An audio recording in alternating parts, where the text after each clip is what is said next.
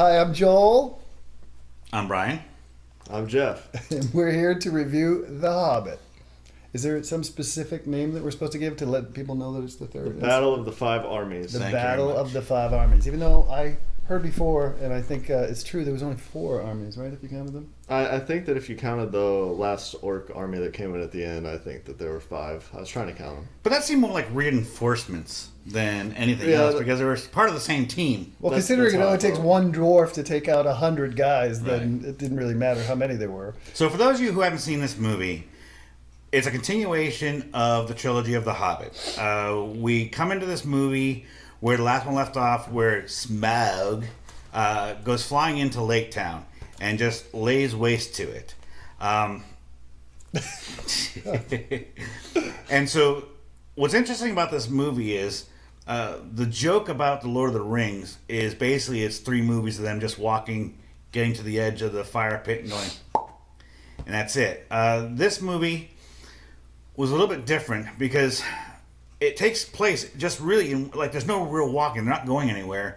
So Smaug goes and decimates the city. The people of Lake Town believe that they're owed money from the dwarves, who basically say, we'll share our riches with you, help us take back our mountain, which they did. So now they basically come to collect. Spoiler alert. Spoiler. And when they do, of course, as you can imagine, the new dwarf king basically says, kiss my ass, it's my gold, I'm going to keep it.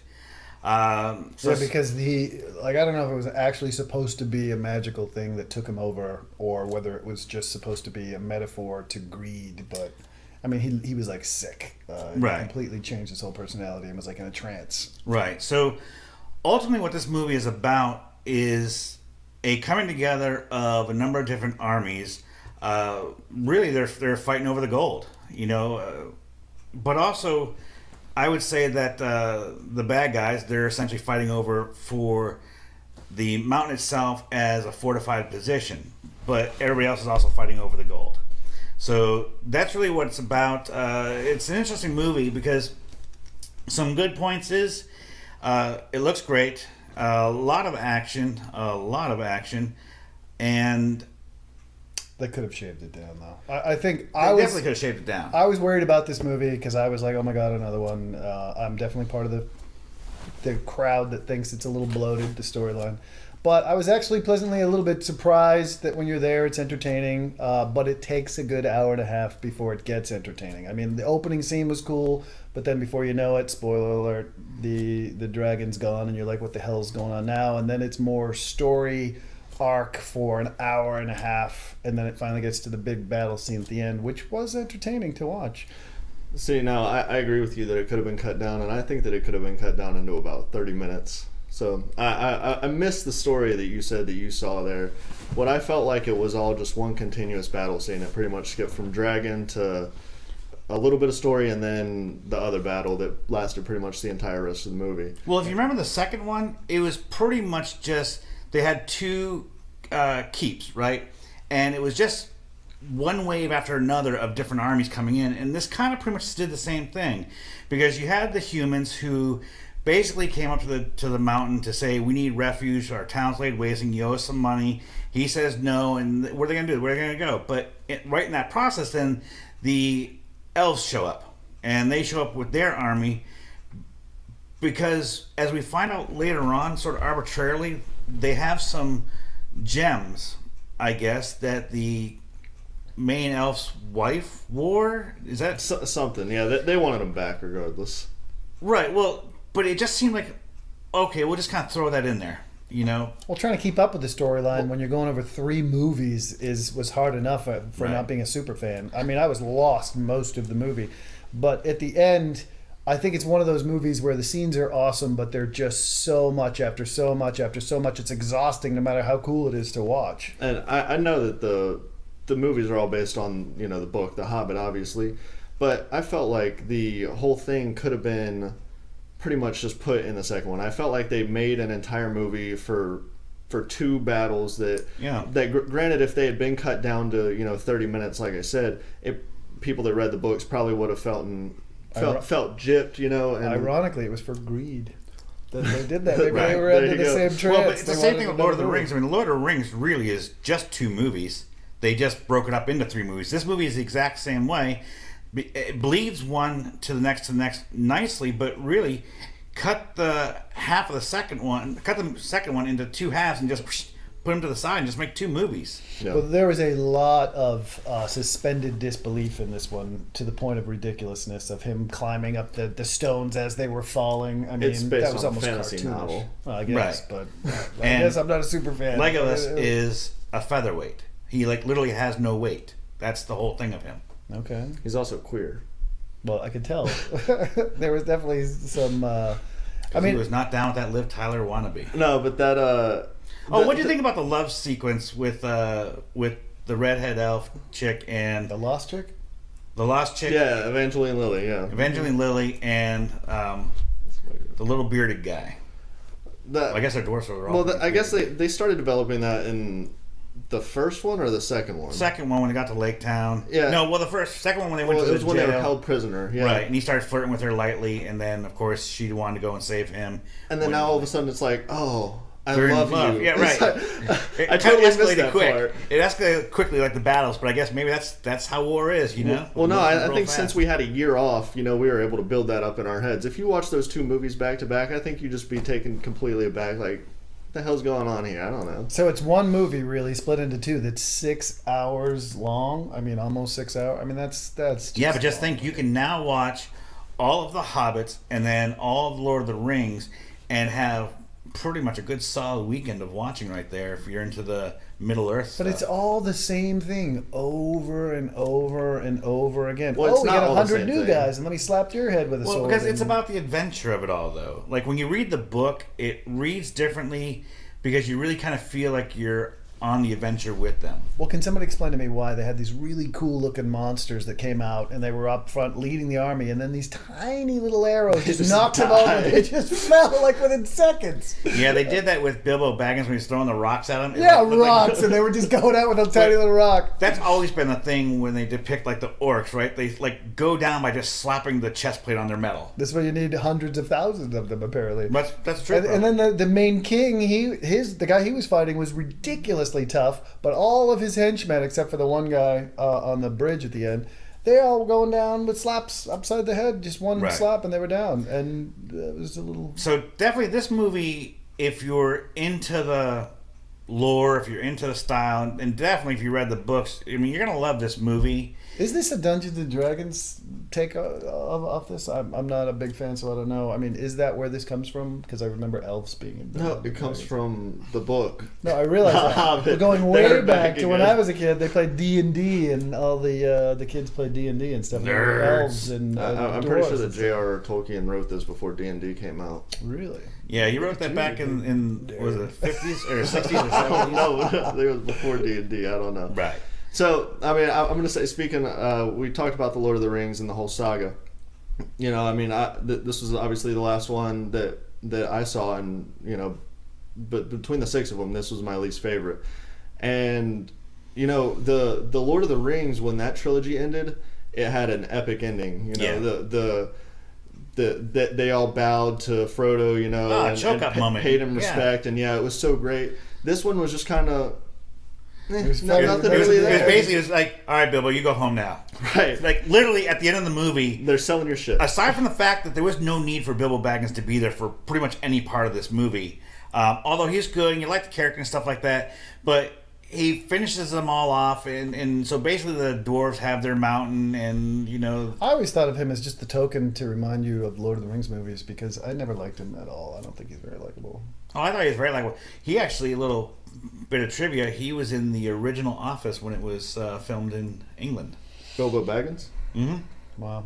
Yeah, he played the Jim role in the Office version when it was in England. But what's funny about this movie is I liked it towards the end. It woke me up, the end battle scenes, when I was almost ready to fall asleep. And the problem is, though, I would not be even remotely interested in seeing it again anytime soon, because it would just seem exhausting to watch it again. And that's the other side of it. If you're not really into, like, if you're not the kind of person that would want to really go to a Renaissance festival and go, I wish I had some of that garb on.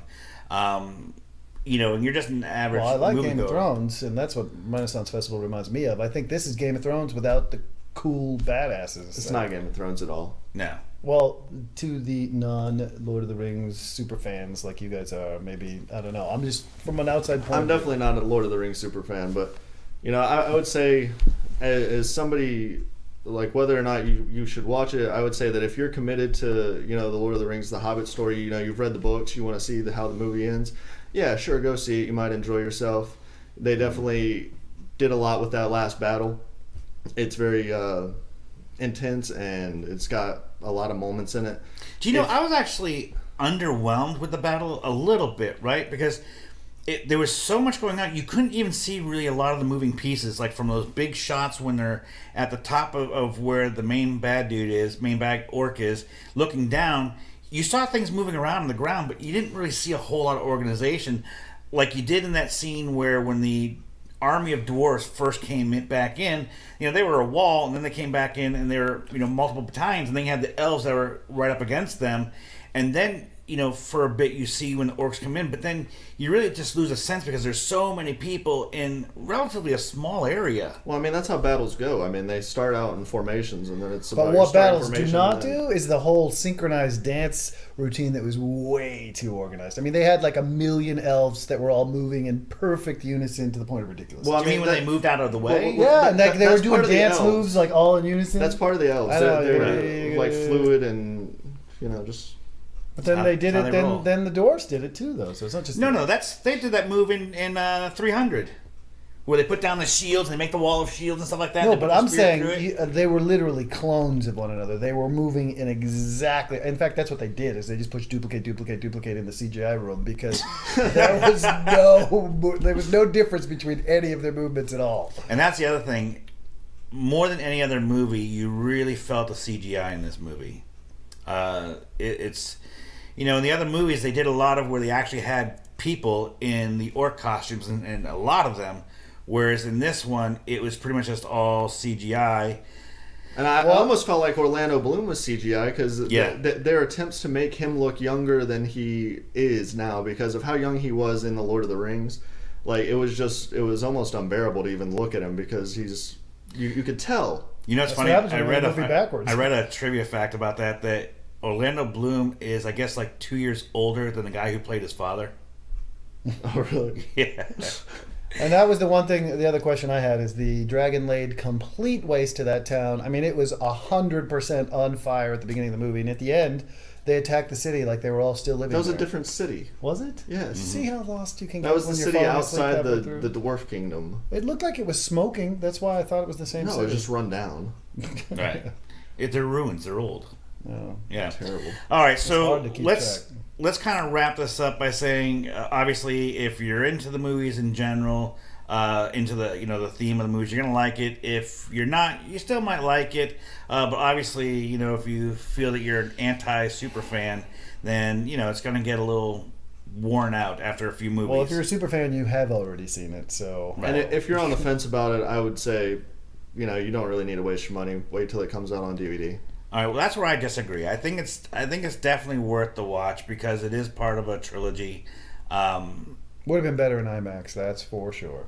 Right. So if we were to rate this, the highest of all ratings, of course, is ultimately opening night, IMAX 3D, and that sort of thing, where you even pre-buy your tickets online, down to Sunday afternoon viewing when it's on TNT some year. Where would you put this? I'd have to give it its own category because you have to see it in the movie theater. But I probably would say if you're completely bored out of your mind on a Sunday, go to the movies and see it on a matinee. Okay. I would put this in... Well, actually, we'll go to you. I would wait till DVD. I would not wait for DVD because I think the size of a movie screen does add more to it. Makes it seem bigger than what it really is. I think it'll be harder to watch on a TV screen. But also, I think it's worthy of a movie purchase. Opening night, if you're like a super fan, yes. But aside from that, I think definitely IMAX is worthwhile seeing it in. I would pay IMAX. I would definitely pay to see it in 3D because it had a lot of landscape. As someone that did like it, though, can I ask you one question? Everything that was cool about this movie was in the second one. They had the dragon in the second one. They had the orgs. What was new in this movie? Well, because you're continuing the story. But it's the same movie, just stretched out, like we've all said. I mean, I don't think there's any. Well, it's real just difference. the resolution for Right. a book is what it is. It's the resolution of a story. And, you know, I really think that more enjoyment would be gotten out of it, you know, getting together with some friends and having a little Hobbit movie marathon one day or one weekend. Oh, and that'll happen too. How can Yeah. you be exhausted from this movie though, and then say, "Oh, I'm going to watch 9 hours"? I'm just saying that watching the full story continuously would make it a lot better because, you know, then the battle scene is not so much of it and you get a lot more of the Right. plot. Yeah, maybe while you're cleaning the house or something, so that you're not having to sit there for 9 hours. And Right. So there you have it. It's you know, it's for some people, it's not for other people, and it's, you know, middle of the road for people who give a damn. That wraps up our review of The Hobbit. The 5 Armies? Battle of the Five Battle of Armies. the 5 Armies. If you like this video, we have more reviews of movies, but also some cool tech things. We might be doing a review of the GoPro camera coming up. Be sure to like this video, subscribe, and tell us what you think. You know, did you see it?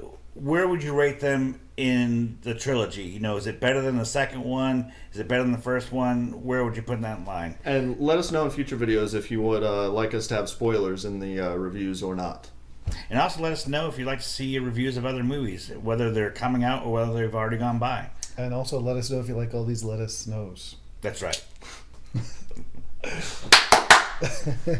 See, there's no fucking outro. You gotta say something like, What? You gotta have, like, a headline or something. last time.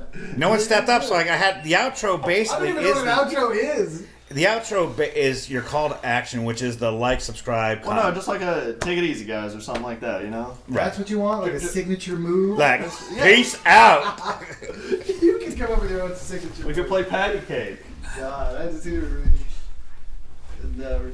review a movie I knew nothing about, and I did all that. So you We- can come up with